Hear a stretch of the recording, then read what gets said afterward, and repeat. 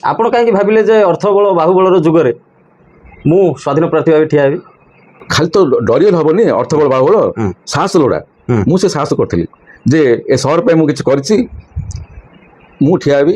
ଠିଆ ହେବାର ଗୋଟେ କାରଣ ହେଲା, ଆପଣ ଯୋଉ ପଚାରିଲେ ବିଜେପି କାହିଁକି ଛାଡ଼ିଲେ ବୋଲି। ବର୍ତ୍ତମାନ ଯୋଉ ବିଧାୟକ ପ୍ରାର୍ଥୀ ହେଲେ ସିଏ ଆମ ଦଳର ଲୋକ ନୁହନ୍ତି। ଗତ ଥର ଏଠି କାହ୍ନୁଚରଣ ପତି ପ୍ରାର୍ଥୀ ଥିଲେ, ଭଲ ଭୋଟ ପାଇଥିଲେ। ଆମେ ସବୁ ତାଙ୍କ ପାଇଁ କାମ କରୁଥିଲୁ, ଯେହେତୁ ପାର୍ଟି ଆମେ ଥିଲୁ। ଟିକେଟ ତାଙ୍କୁ ଦିଆଗଲା ନାହିଁ।